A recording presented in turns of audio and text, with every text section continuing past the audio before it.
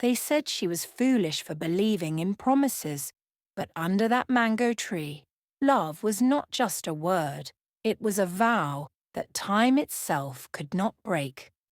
Umuahia, 1956. The sun hung low over the ochre fields, painting the red earth in gold. Palm fronds swayed softly in the evening wind, and crickets began to hum the first notes of twilight.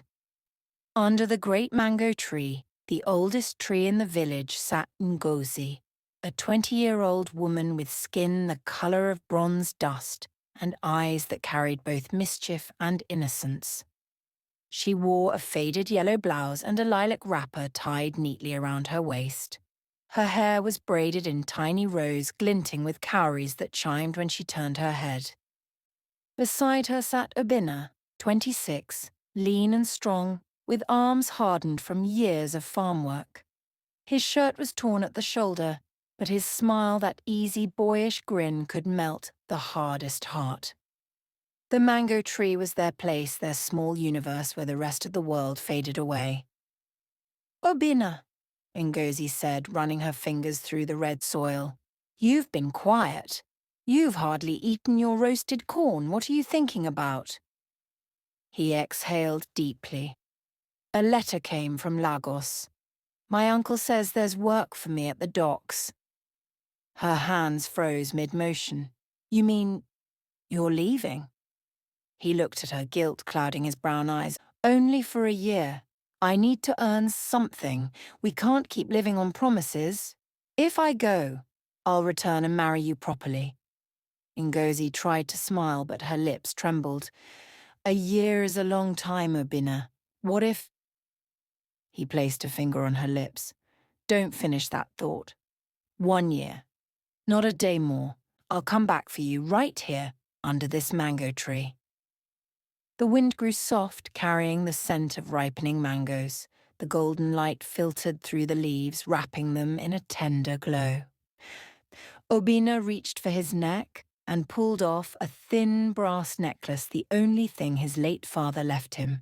The pendant was a tiny, round charm, shaped like a dove. He placed it in Ngozi's hand. "Keep this for me. As long as it stays with you, I'll find my way back, no matter where I go." Ngozi's eyes welled up. She clasped the necklace against her chest. "And if something happens to you, then this tree will tell you my story," he said softly, touching the rough bark. "It has seen generations come and go. Let it be our witness." The sun breaking through the branches, dust particles floating like tiny stars. Ngozi whispered, "Obina, what if I forget your face?"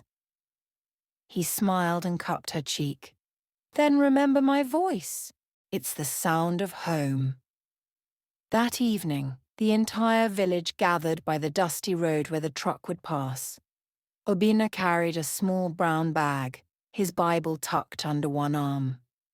Mama Ngozi stood beside her daughter, silent but anxious. "Ngozi," she whispered, "men who go to the city don't always come back. Don't waste your youth waiting." But Ngozi only smiled faintly. "Mama, this one will." The truck arrived, honking loudly, stirring up clouds of red dust. Obina climbed aboard. He turned to look at her. His eyes said everything words could not. "Don't cry," he said.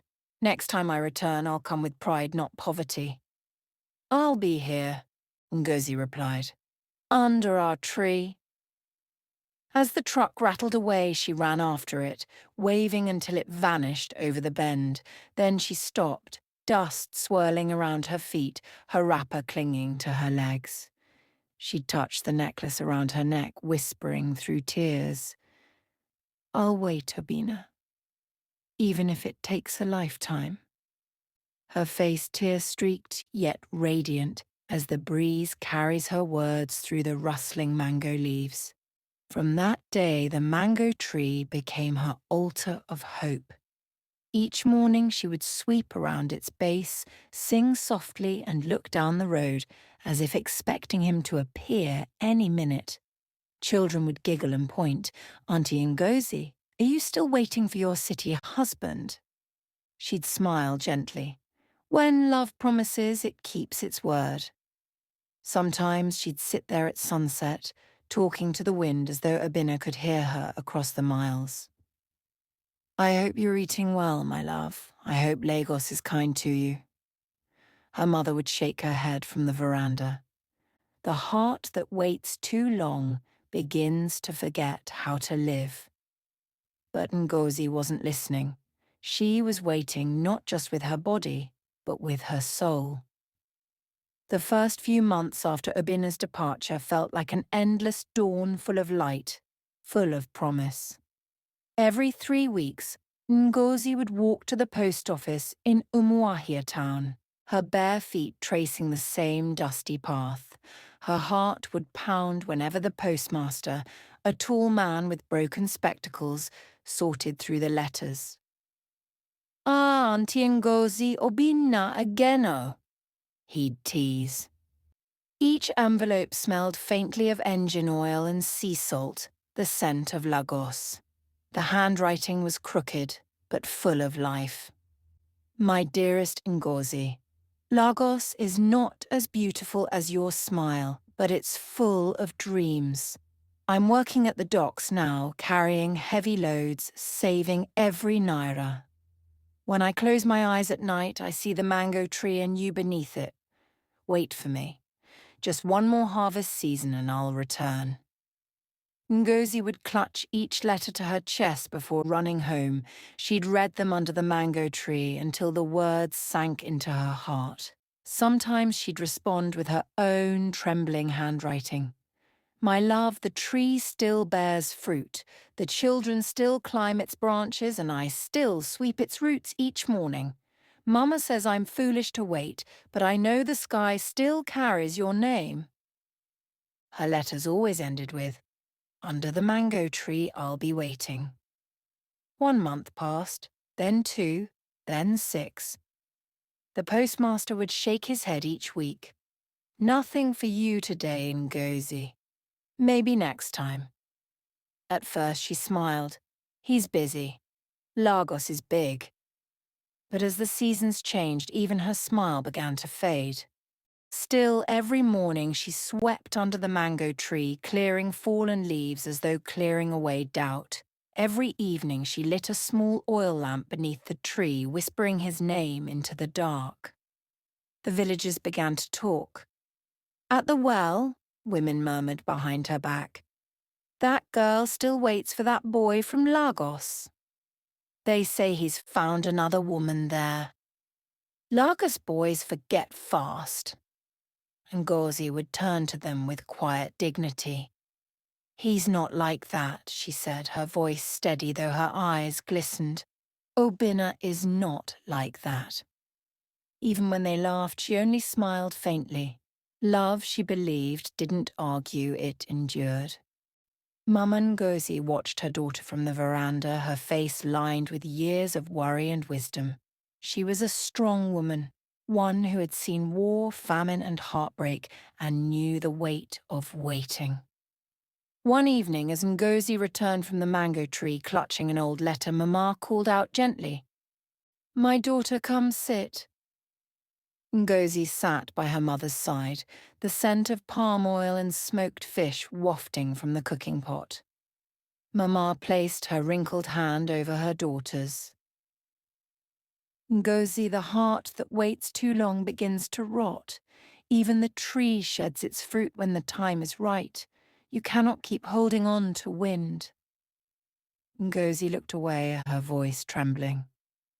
Mama, you taught me that promises mean something. He swore to return. I'll wait. Even if the world calls me foolish, I'll wait. Mama sighed, gazing toward the mango tree silhouetted against the dying sun. Then may your waiting bear fruit, my daughter. May your faith not turn into ashes. It was a dusty evening, nearly 5 years since Obina's departure. Ngozi sat beneath the mango tree, weaving palm fronds into a mat when a stranger approached, a tall man with a torn hat and tired eyes. He carried a bag that smelled faintly of gasoline and city smoke. "Good evening, sister," he greeted. "Is this Umuahia village?" Ngozi nodded. "Yes, you're far from Lagos." He chuckled. "Ah, Lagos. I left that madness behind. Too much wahala there. Even innocent men suffer." Ngozi's heart skipped. Innocent men? The traveller squatted beside her. "Yes, that's only a place of survival and not home. It's a place of being brutal or die being honest." Ngozi's heart beats faster, and almost with a whisper asked, "Please, do you know any Obina Okafor?" "No, there's so many of people with that name. Lagos swallow people of my sister." He stood and dusted his trousers. "Anyway, I must continue my journey. Good night." But for Ngozi, time had stopped. The oil lamp in her hand trembled, her lips parted, but no sound came out. Tears rolled down her cheeks and dropped onto the earth-dark spots of pain that disappeared into the red soil. She wondered if Obina is truly alive and okay. The rains had ended, and the harmattan wind returned dry and sharp, coating the air with dust. By now, Ngozi's face carried quiet sorrow like a second skin. It had been almost 3 years since she last heard from Obina. Her faith was still there, but smaller, quieter, like an ember struggling against the cold. One evening, as she swept around the mango tree, she heard footsteps crunching the earth. A familiar voice called softly, "Ngozi, is that really you?" She turned. Standing a few feet away was Emmanuel, Obina's childhood friend, once a lanky boy who climbed the mango tree to steal fruit, now a broad-shouldered man wearing a city man's shirt and cheap leather shoes. "Emmanuel," Ngozi gasped, smiling faintly. "It's been years. You left for Lagos with Obina, didn't you?" He nodded solemnly, lowering his eyes. "Yes, and that's why I came." Something in his tone made the air heavy. Ngozi's heart began to race. "Tell me," she whispered, stepping closer, "where is he?" Emmanuel hesitated, then pulled a folded paper from his pocket. It looked worn, smudged as though handled many times. He handed it to her without a word.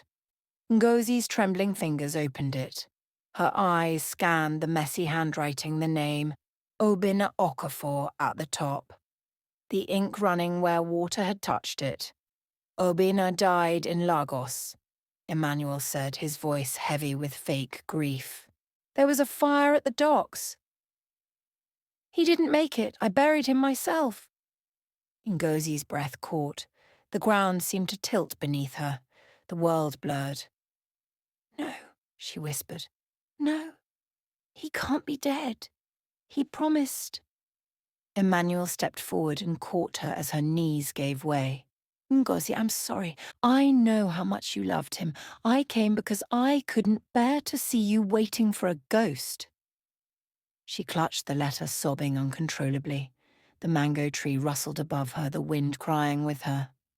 That night she didn't eat. She sat under the tree, staring at the stars as though searching for a sign. The necklace around her neck felt cold like betrayal in metal form. "If you're truly gone," she whispered to the night, "then let the tree keep your memory. I have nothing else left." Days turned to weeks. Emmanuel stayed around, bringing her firewood, helping with chores, offering kind words. At first, she resisted his company, but grief has a way of softening boundaries. His presence filled the silence Obina left behind. He spoke gently, always saying the right things. "Obina would want you to smile again. You've suffered enough, Ngozi. Let someone care for you." He never rushed her, he waited, like a hunter waiting for the right moment. One night the rains came suddenly. Ngozi was alone trying to close her mother's window shutters when Emmanuel knocked. Ngozi, let me help you, the storm is too strong. He entered dripping wet. The thunder rolled like angry drums. They sat together by the fire, the only light flickering from a small lantern. Ngozi's tears mixed with the rain on her cheeks. I feel so empty, Emmanuel. It's like my heart has forgotten how to beat. He placed his hand on hers, a touch meant to console. But grief blurred her judgment, and in her vulnerability, comfort became confusion. That night she let her guard fall, and he, under the same mango tree that once sheltered love, stole what was left of her innocence. When dawn broke, Ngozi sat, her wrapper pulled tightly around her shoulders. The realization hit her like a storm, not just of what happened, but of what it meant.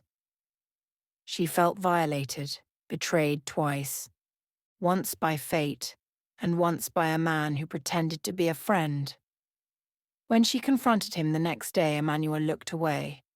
Ngozi, I didn't mean, just thought you needed comfort. Her voice trembled but was firm. Comfort doesn't take what grief protects. You knew I was broken, Emmanuel, and you broke me more. He left that same night, fleeing the village in shame. The people whispered for weeks, but eventually even gossip grew tired. But for Ngozi, silence returned heavier than ever. Months later, when her belly began to swell, Mama Ngozi's fury burned like fire. Ngozi, she cried, your love for a ghost has made you pray for the living.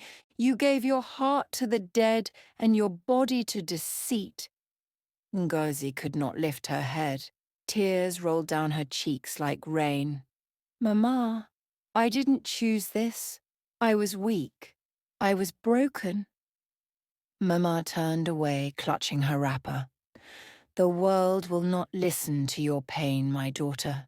They will only see your shame. When Ngozi gave birth, it was under that same mango tree, the midwife whispering prayers as lightning flashed across the sky. The baby's cry broke through the storm. Mama took the child in her trembling hands and smiled sadly. A child born of sorrow, yet alive with grace. What will you name her? Ngozi wiped her tears and whispered, A daisy, for she will be my crown, the only piece of beauty left in this broken story. As a daisy grew, Ngozi taught her everything beneath the mango tree, how to listen to the wind, how to forgive, how to hope even when life steals from you. My daughter, she'd say, some promises break, but faith bends and grows again. She never spoke ill of Obina nor Emmanuel. She only spoke of love, patience, and how the heart, even shattered, can still bloom. Every evening she'd sit Adizi on her lap and tell her stories of courage, and though Adizi didn't understand, she could feel her mother's strength in every word. The mango tree, once a symbol of romance, had become a monument of resilience. They said he abandoned her, but what if the man she waited for was trapped between the bars of fate? Lagos, 1976. The city pulsed like a restless heart crowded, loud, alive. The smell of diesel and sea salt hung in the air as dock workers shouted over the clanging of iron. Obina wiped sweat from his forehead, his palms blistered from hauling sacks at the Apapa wharf. He had been saving for months, every naira tucked safely in an old tobacco tin. His dream was simple: go home, marry Ngozi, build a life, but fate had other plans. One night, the dockyard caught fire. Flames roared into the sky, devouring the warehouse that belonged to his uncle, the same man who brought him to Lagos. The police arrived before dawn. Someone whispered his name, Obina. And in the chaos, truth became smoke. He was dragged away, accused of negligence, and arson. "I didn't do it," he cried, his voice hoarse from smoke and fear. But no one listened. The system was hungry, and Obina became its meal. Kirikiri prison was a place where dreams went to die.